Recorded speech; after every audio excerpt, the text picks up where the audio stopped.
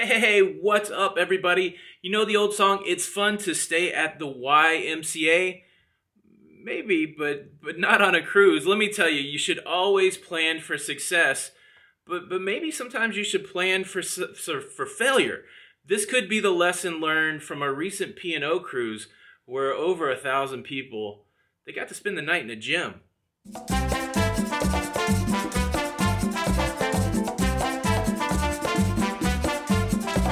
Welcome back to the channel. If you're brand new here, if you enjoy cruising, consider subscribing with the notification bell on. That way you don't miss out on any of our content.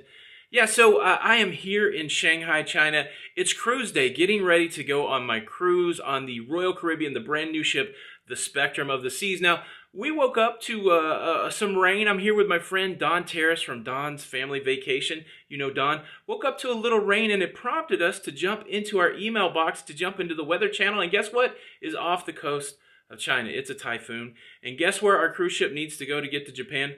Through the typhoon. So we are scrambling around. Royal Caribbean said, get to the cruise port early. We're going to battle the typhoon and we're going to go on this cruise. So it is that cruise life. And this is what the folks on the P&O ship, they ran into.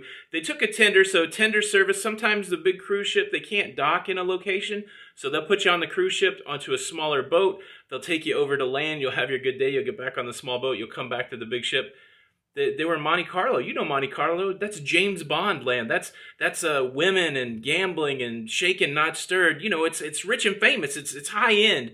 So the folks got off the ship, the P&O Azura. They got on the tender boat. They went over there. They had their fun day in Monte Carlo. But when it came time to go back home, the weather started getting rough. It was like Gilligan's Island. The weather started getting rough, and they couldn't get back to the ship. And so this is where the planning for failure comes in.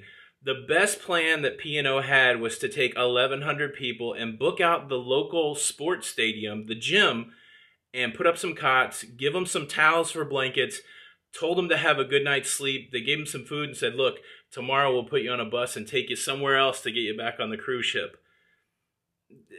Okay, maybe that's their plan for failure, but it doesn't sound like a good one. It conjures in my mind those images from Hurricane Katrina of people laid out in the Superdome. Doesn't sound like a great cruising experience. Now look, first and foremost, we want the cruise lines to keep us safe. That is their number one charge. But at the same time, we're paying a lot of money. These folks went to Monte Carlo. You know that couldn't have been cheap. And the best they could do for them was put them in a gym on some cots. I don't think I would have been happy. Now, look, I don't know much about Monte Carlo. I know it's expensive. I know that's where people go that are affluent to have a lot of fun. And maybe they couldn't find a place for them to stay. But wouldn't somebody be thinking about that in advance? Again, in business, we always talk about planning for success. I heard a great talk by NASA. That's where I came up from the guy who ran the International Space Station. He said, we don't plan for success at NASA. We plan for failure. We look to see where things could go wrong, and we make a plan in advance.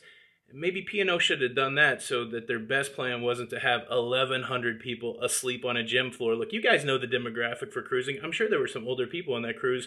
Who's going to put grandma and grandpa down on the floor to go to sleep when they should be sleeping in their nice cruise ship? I don't think I would have been happy. What do you guys think? Should P&O have a better plan? Should all cruise lines have a better contingency in case you can't get back on the ship? And are you concerned about it now? Look, it's that cruise life. You never know what's going to happen. You might get stuck sleeping on a gym floor. You might get stuck in a typhoon.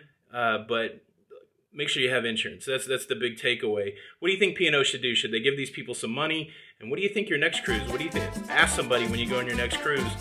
How are you planning for failure? All right, this is Tony from Lido Loca. I got to go jump on a cruise ship. And until the next time, see you on the Lido.